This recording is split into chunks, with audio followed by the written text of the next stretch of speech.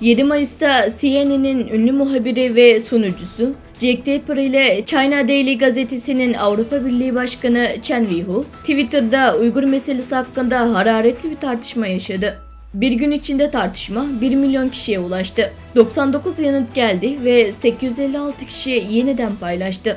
Bu tartışmada Çin'i soykırım yapmakla suçlayanlar ve sunucu Jake Tapper'ın yanında olanlar, Chen Weihu'yu destekleyenler ABD'nin suçlarını gösterirken Çin'i savunanlar da kendilerini haklı çıkaran fotoğraf ve videolar yayınladı.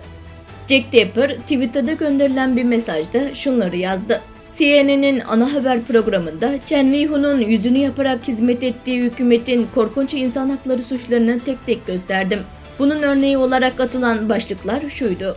Uygurlar korkunç bir toplama kampının içinde. Çin hükümeti kış olimpiyatları önündeki korkunç gerçeği görmenizi istemiyor. Çin'deki duvar arkasında Çin hükümeti soykırım Uygurlarından bir sporcunun olimpiyat meşalesini taşımasına izin veriyor. Amerika'da Jake Tapper, Çin'i ve ortaklarını insan haklarına kayıtsızlıkla suçluyor. Chen Weihu yanıt vererek, Afganistan, Irak ve Libya'da işlediğiniz savaş suçları hakkında konuşmaya cesaret edemiyorsunuz. CNN gerçekten ABD hükümetinin bir propaganda makinesidir dedi.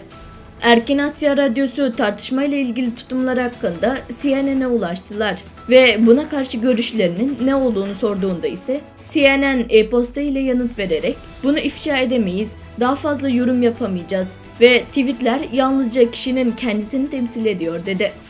Amerikalı analist Gordon Chang, Amerikan medyası hakkında yorum yapamayacağını ancak Chen Weihu hakkında bir fikri olduğunu söyledi.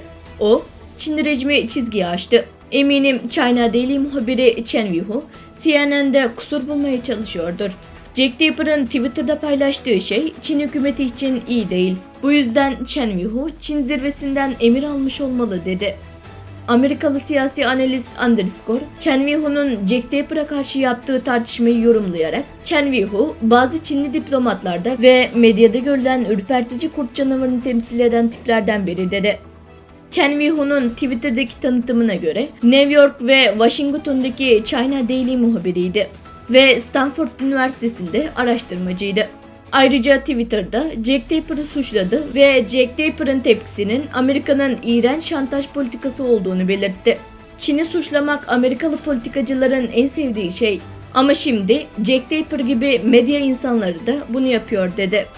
Geçmişte China Daily'nin en açık sözlü muhabirlerinden biri olan Chen Weihu, Aralık 2020'de ABD Senatör Marsha Blackburn'a ağza alınmayacak bir dilde hakaret etti. Bay Gordon Chang, Amerika Birleşik Devletleri'nde okuyup çalışmış ve Amerika Birleşik Devletleri aleyhinde konuşan Chen Weihu'nun Komünist Çin hükümetinin bakış açısıyla anlaşılması gerektiğini söyledi. Çin hükümeti kendi kendini tekmeliyor. Bu yüzden Çin hükümetinin tepesinde bir sorun olduğu için endişelenmeden edemiyoruz. Chen Weihu'nun bu eylemleri hiç iyi anlama gelmiyor. Çin'in eylemleri uğursuz ve bize en kötüsüne hazırlanmamızı hatırlatıyor dedi. Underscore da bu konudaki görüşünü şöyle dile getirdi. Çin Komünist Partisi ABD'ye karşı yürüttüğü propaganda savaşını Şiili kurdu taktiğiyle kazanmaya çalışsa da sonunda başarısız olacaktır. Çünkü ne kadar bağırsalar da onları ikna etmek için hiçbir sebep yok dedi. Ankete katılanlar arasında 24 yıldır Çin'de yaşayan Mario Kaulu adlı biri Çin'i savunarak "Sevgili Jake Tapper, Çin'e şantaj yapmanız insanlığa hakarettir" derken Luis Figueroa adlı biri ise "Dikkatli olun, propagandanızın kokusunu çok uzaktan alabiliyoruz" dedi. Tartışmanın genel durumundan bakıldığında Jake Tapper'ın destekçileri özgürlük ve demokrasiyi savunan ve insan hakları konularını önceleyen ülkelerden insanlarken Chen Weihu'nun destekçileri ise Çin'den yardım almış Arap İslam ülkeleri ve Afrika'dan gelen bazı insanlardan oluşuyor.